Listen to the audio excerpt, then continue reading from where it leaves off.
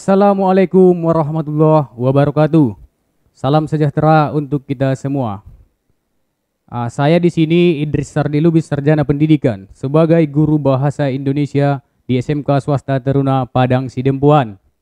Oke, kita akan melanjutkan materi yang kemarin dari yang pertama. Ini ya, masuk kita pada materi yang kedua.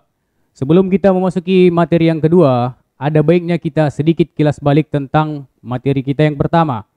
Sebelum kita memasuki cerpen, kita harus mengenal apa itu karya sastra. Karya sastra itu merupakan suatu ciptaan yang disampaikan dengan bahasa yang komunikatif untuk tujuan estetika. Jadi di sini pada pekan kemarin kita telah mempelajari karya sastra itu terbagi atas dua. Yang pertama ada karya sastra fiksi, dan yang kedua ada karya sastra berbentuk non-fiksi. Kemudian yang berbentuk dia fiksi terbagi lagi ada tiga. Yang pertama ada drama, ada puisi, dan ada prosa. Terus di prosa ini terbagi lagi biasanya atas tiga bagian. Ada novel, ada cerpen, dan ada pula roman. Oke, jadi di sini yang akan kita pelajari ialah tentang cerpen. Cerpen ini merupakan jenis prosa baru. Oke, untuk berikutnya kita perhatikan di slide berikut. Apa yang harus kita ketahui tentang cerpen? Yang harus kita ketahui tentang cerpen. Apa saja sih? Kita bisa perhatikan di sini. Secara umum, pengertian cerpen ialah dapat disebut juga dengan cerita pendek, merupakan suatu bentuk prosa naratif fiktif. Inilah tadi berbentuk fiksi. Oke, cerpen cenderung singkat, padat, dan langsung pada tujuannya dibandingkan karya-karya fiksi lain yang lebih panjang seperti novel dan novela. Cerpen merupakan salah satu jenis karya sastra yang memaparkan kisah atau cerita mengenai manusia beserta seluk-beluk lewat tulisan pendek dan singkat. Atau pengertian cerpen yang lainnya yaitu sebuah karangan fiktif. Ini dia tadi, fiktif, berbentuk fiktif ataupun bersifat khayalan, yang berisi mengenai kehidupan seseorang ataupun kehidupan yang diceritakan secara ringkas dan singkat yang berfokus pada suatu tokoh saja. Alangkah lebih baiknya kita memperhatikan pengertian cerpen di sini menurut para ahli. Yang pertama saya berikan di sini menurut KBBI, karena bagaimanapun bila kita belajar tentang bahasa Indonesia, kita harus berlandaskan kepada KBBI, yaitu Kamus Besar Bahasa Indonesia. Menurut KBBI di sini, cerpen berasal dari dua kata, yaitu cerita yang mengandung arti tuturan mengenai bagaimana sesuatu hal terjadi dan relatif pendek. Berkisah berarti kisah yang diceritakan pendek atau tidak lebih dari 10.000 kata, yang memberikan sebuah kesan dominan serta memusatkan hanya pada satu tokoh saja. Misalnya cerpen itu berpusat dia pada satu tokoh. Itu dia.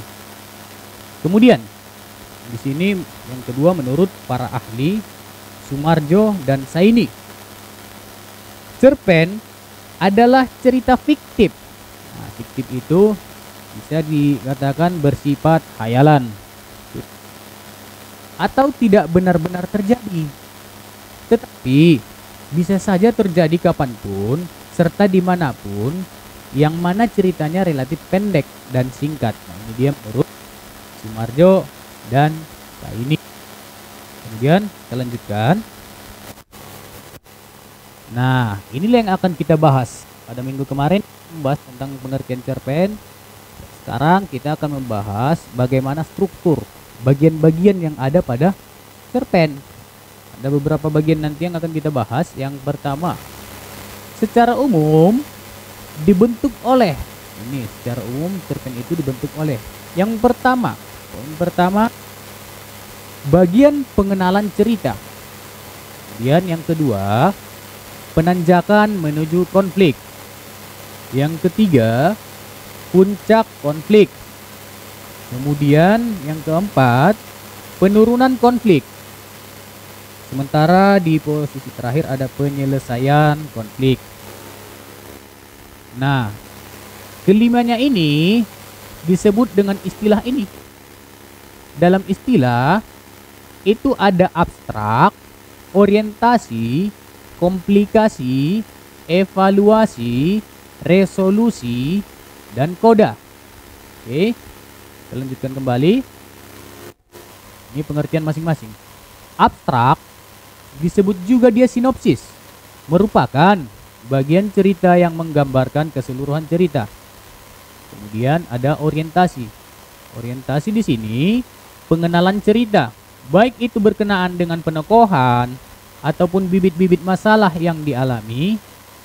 Kemudian ada komplikasi ataupun puncak konflik. Nah, komplikasi ini biasanya terjadi pada puncak konfliknya. Inilah dia, yakni bagian cerpen yang menceritakan puncak masalahnya. Puncak masalah pada cerpen itu seringkali disebut dengan komplikasi pada cerita. Oke. Kemudian evaluasi. Evaluasi yaitu bagian yang menyatakan komentar pengarang atas peristiwa puncak yang telah diceritakan. Komentar yang dimaksud dapat dinyatakan langsung oleh pengarang atau diwakili oleh tokoh tertentu. Pada bagian ini, alur ataupun konflik cerita agak mengendur. Tetapi, pembaca tetap penasaran menunggu konflik selanjutnya sebagai akhir dari cerita. Kemudian, ada resolusi. Resolusi di sini merupakan tahap penyelesaian akhir dari seluruh rangkaian cerita. Resolusi beda dengan komplikasi. Letak perbedaannya yaitu pada bagian ini. Ketegangan pada cerita sudah mulai turun. Sementara tadi di komplikasi disitulah puncak dari masalah. Sementara di resolusi ini ketegangan masalah itu mulai mereda. Itu perbedaannya. Bisa dikatakan pada tahap ini hanya terdapat masalah-masalah kecil yang tersisa yang perlu mendapat penyelesaian. Sisa-sisa masalahnya, inilah dia, ada pada resolusi cerita. Sebagai langkah beres-beres untuk mengakhiri suatu cerita.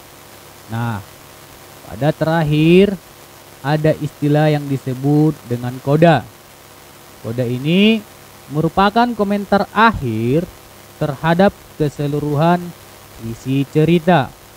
Mungkin juga diisi dengan kesimpulan cerita tentang hal yang dialami tokoh utama kemudian. Jadi yang terakhir. Jadi di sini pada sebuah cerpen unsur-unsurnya ada 6 poin. Pertama ada abstraksi, ada orientasi, komplikasi di sini sebagai puncak masalah, evaluasi. Biasanya pada evaluasi ini terdiri masalahnya semakin turun. Kemudian ada resolusi, pemecahan masalah, dan terakhir ada koda.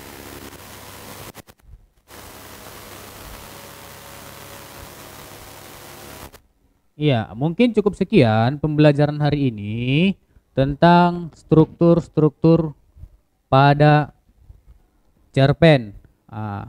Pada pertemuan berikutnya nanti kan kita bahas lagi sedikit, mungkin ada unsur-unsur pada cerpen.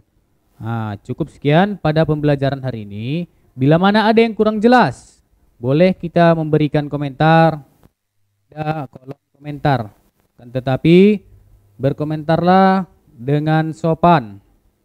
Oke, akhir kata, billahi fisabilil haq fastabiqul khairat. Assalamualaikum warahmatullahi wabarakatuh.